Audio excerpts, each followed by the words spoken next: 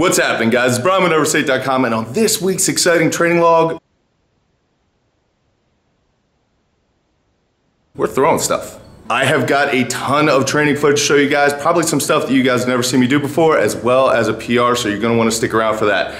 But I did want to mention that if you go to the homepage of my channel, there's a playlist section, thanks to some of you gently suggesting. I tried to organize a few things by breaking it into barbell basics, where I cover powerlifting moves and just basic barbell movements, as well as a strongman section and another section with Q&As and diet, kind of some randomness.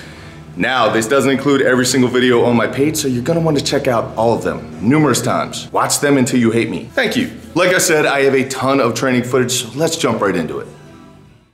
What's up, guys, and welcome to the commentary section of this video, where you're joining me last Saturday, where I went to a buddy's gym who has the exact same big top dumbbell that I'll be using at Nationals. Now, this thing unloaded weighs 150 pounds empty, which is what I'm doing right here. My contest weight is 160, but I didn't have a whole lot of time to get at this gym and be at this gym, so I didn't warm up. I didn't hit anything before this. This is my first and only set. I was just doing it for familiarization. Went in, got a set of 7. Really didn't feel bad. There's nothing there to be afraid of. It's very similar to the Slater kind of sphere dumbbell. So it was cool. I actually like it, probably better than the sphere dumbbell. And now I am excited for this event at Nationals. My circus dumbbell technique is still horrendous, but it is getting better because I'm spending more time on it. 200. Then I moved on to the stone of steel. Isn't it 200? You'll edit that out. No, I won't. That's the voice of my buddy Andy, who was helping coach me this day on the stone of steel. That was a 205 stone, and this is 250, which is the contest weight for Maryland's strongest man. Now, a stone of steel is nothing but an Atlas stone made of steel, hence the name. So it is plate loadable, and you can make it any weight that you want. It is a 20-inch stone, and other strongmen have been telling me about how terrible this thing is. So I was expecting it to be absolutely horrible, but really, it isn't that bad. There's not a whole lot there to be afraid of. I have this both at Nationals and Maryland's Strongest Man. I had to load for myself, but it was cool. Which brings us to Monday, where I was trying to figure out how to get kegs on top of a platform and stand them up efficiently, which isn't as easy as it sounds. What you're seeing is a 250-pound keg, a 275, and a 300-pound keg. Now, between these rounds, I was getting 30 double unders, 10 glute ham raises, and 10 ring pull-ups for conditioning.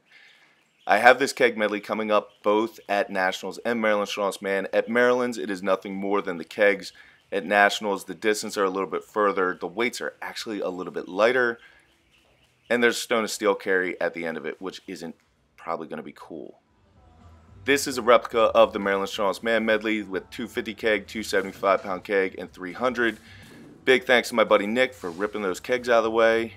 These are not easy to move quickly with. But I did this a couple times. This was an okay run. I think I can pick up my foot speed some and load. Tuesday was nothing but conditioning for me because I'm still trying to get that weight down. And then Wednesday I came in and was working the Continental clean and press. There is a max event at Maryland's where you try to move as much weight as possible. And I do believe they're going for state records, so that would be amazing. Right here you're seeing that is 315. Did not feel bad. Between these, I was getting keg throws because I know you guys love watching keg throws. I like watching them too. Now, before I get a bunch of questions about it, those are empty kegs, so they weigh about 30 pounds. And that yellow band that's across the top of those bars is set around 13 or 14 feet. I honestly can't remember. Here we're working up with 335, which is definitely a heavy weight for me, a little bit off my PR. But I press it out, no real problems there. Back to the keg throws. Some of these definitely went better than others, but it's always a good day when you just get to throw things as far as you can. Which brings us to this 355 Axle Continental Clean and Press, which is a 5-pound PR for me, and I'm very happy about it.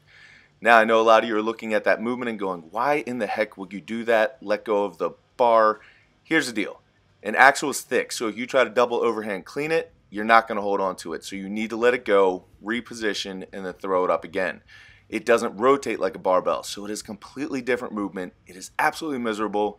A lot of people get hurt doing it, but it's in contest, so you got to be able to. 355 PR, super soaked. After that and some assistant stuff that really isn't worth showing, I moved on to conditioning, where I was doing 5 pull-ups, 10 push-ups, 15 squats as fast as possible, as many rounds as possible in 10 minutes. Now, you guys see these push-ups. They are not that pretty. Don't judge me. That weight vest is banging on the ground. Come on, man.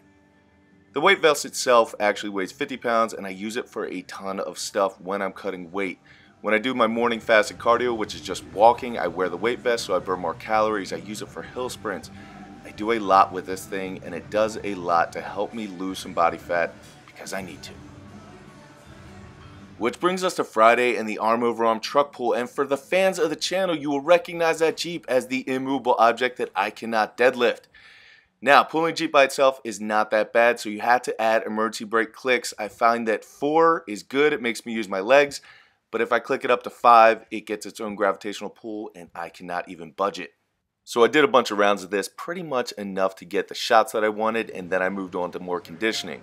Where here I was doing a bunch of rounds of 6 pull-ups, 6 sumo deadlift high pulls at 135 to 6 burpee lateral jumps, and then a 100-foot sandbag carry with a 200-pound sandbag.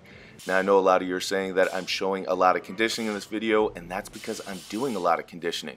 I feel like my strength's there, I feel like my technique is getting better, I'm still working it, and I feel like my conditioning's in a pretty good spot, but my weight is not. So, I'm doing a ton of conditioning right now, trying to drop that body fat, trying to get faster, while improving my technique. It's gonna be good. Told you it was a lot. But hopefully you guys were entertained because there's a bunch of stuff in there that doesn't normally get shown. Training for nationals as well as Maryland's Strongest Man is actually going really well, so I'm very happy with where I'm at right now. I did just start to ramp things back up, hence why you saw the 355 Continental clean and press PR. Continental's pretty miserable. As far as my weight goes, it is going well. Sure. I still have just about 8 weeks to go, so I'm not that worried about it. But speaking of diet, the video that I released earlier in the week, guys, I am not telling you that you need to eat that way or that is the correct way of eating. I'm just telling you what I do. If you think it's unhealthy or unethical, that is completely fine. You do you, I'm gonna do me. All that I did was try to answer the question that everyone's asking, which is what do I eat in a typical day? Different things work for different people, and that's how I eat about 90% of the year. The other 10% consists of burritos, cheeseburgers, and pizza. Anyway, as always, I do really appreciate you guys watching, and if you would do me a favor, in the comment section down below, I'm trying to do a Q&A probably next week or the week after, so if you could leave me some questions that you'd like to hear me answer, go ahead and do that. That'd be awesome. But I will catch up with you guys early next week. Until then, keep working hard, do something amazing with your lives, be nice to each other this weekend, and I will see you then.